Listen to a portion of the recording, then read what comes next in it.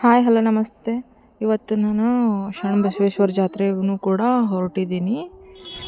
ನೋಡಿ ಇಲ್ಲಿ ಟೆಂಪಲ್ ಹತ್ರ ಬಂದಿದ್ದೀವಿ. ಎಷ್ಟೊಂದು ಜನ, ಟ್ರಾಫಿಕ್ಕು. ಆದರೆ ಜಾತ್ರೆ ಮುಗಿದು ಆಯಿತು 15 ದಿವಸದ ಮೇಲೆ. ನಾನು ಇವಾಗ ಬಂದಿದ್ದೀನಿ. ಇನ್ನೂ ಇರುತ್ತೆ ಜಾತ್ರೆ. ನಮ್ಮ ಅಣ್ಣ ಇದು ತಗೋತಾ ಇದ್ದಾರೆ, ಕಾಯಿ ಒಡಿಸೋಣ ಅಂಥೇಳಿ ಎಲ್ಲ ಪೂಜೆಗೆ ಕಾಯಿ, ಹೂವು, ಕರ್ಪೂರ ಎಲ್ಲ ತೊಗೊತಾ ಇದ್ದಾನೆ ನಮ್ಮ ಅಣ್ಣ. ಇವಾಗ ಇದನ್ನೆಲ್ಲ ತೊಗೊಂಡು ದರ್ಶನಕ್ಕೆ ಹೋಗಬೇಕು. ನೋಡಿ ಎಲ್ಲ ತೊಗೊಂಡು ನಾವು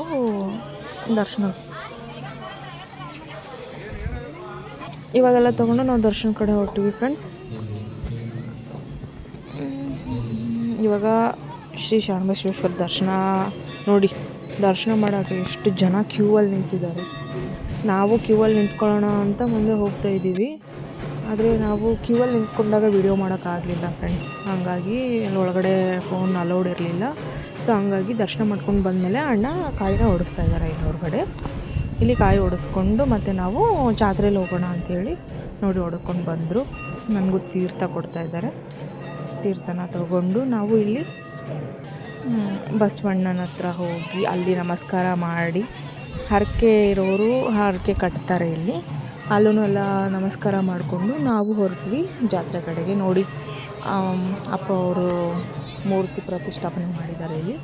ಹಾಗೆ ನಾವು ಜಾತ್ರೆ ಕಡೆ ಹೊರಟಿದ್ದೀವಿ ಗೈಸ್. ನೋಡಿ ನಮ್ಮ ಗಾಡಿನ ಇಲ್ಲಿ ಪಾರ್ಕ್ ಮಾಡಿದ್ದೀವಿ.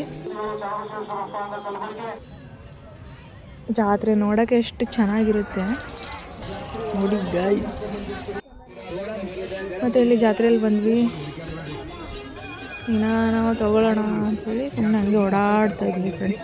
ನಾವು ಮನೇಲಿ ಹುಡುಗರಿದ್ದಾರಲ್ಲ, ಹಾಗಾಗಿ ಅವ್ರಿಗೆ ಅಂಥೇಳಿ ಒಂದು ಸ್ವಲ್ಪ ಐಟಮ್ಸ್ನ ತೊಗೊಂಡ್ವಿ ಅಷ್ಟೇ. ಜಾತ್ರೆಯನ್ನೆಲ್ಲ ಓಡಾಡಿಕೊಂಡು ನೋಡಿಕೊಂಡು ನೋಡಿ, ಇಲ್ಲಿ ಪುಟ್ಟ ಮಕ್ಕಳನ್ನ ಈ ಥರ ಎಲ್ಲ ರೆಡಿ ಮಾಡಿ ಕೂರಿಸಿರ್ತಾರೆ. ಹೊಟ್ಟೆಪಾಡಿಗೆ ಏನೇನೆಲ್ಲ ಮಾಡ್ತಾರೆ ನೋಡಿ ಫ್ರೆಂಡ್ಸ್. ಆಯಿತು ಗೈಸ್, ನಾವಿವಾಗ ಜಾತ್ರೆಯಲ್ಲಿ ಏನು ಜಾಸ್ತಿ ಹೊತ್ತು ಓಡಾಡಲಿಲ್ಲ. ಸಾಯಂಕಾಲ ಬಂದಿದ್ವಿ, ಟೈಮ್ ಆಗಿತ್ತು. ಹಾಗಾಗಿ ಒಂದು ಸ್ವಲ್ಪ ಓಡಾಡಿಕೊಂಡು ನಾವು ಹೊರಟ್ವಿ. ಅಣ್ಣ ನೋಡಿ ಗಾಡಿನ ತೊಗೊಬರೋಕ್ಕೆ ಹೋಗ್ತಾಯಿದ್ದೆ ಅನ್ನೋ ಕಡೆ. ತೊಗೊಬರೋವರೆಗೂ ನಾನು ಇಲ್ಲೇ ಸುಮ್ಮನೆ ವಿಡಿಯೋ ಮಾಡ್ತಾಯಿದ್ದೆ. ನಮ್ಮ ಅಣ್ಣ ಬಂದಾಗ ಬಂದ, ನಾವಿವಾಗ ಇಲ್ಲಿಂದ ಹೊರಡ್ತೀವಿ. ಎಷ್ಟೇ ಗೈಸ್, ಇದೇ ನೋಡಿ ಶರಣಬಸವೇಶ್ವರ ಜಾತ್ರೆ. ಟೇಕ್ ಕೇರ್, ಬಾಯ್, ಮತ್ತೆ ಸಿಗ್ತೀನಿ.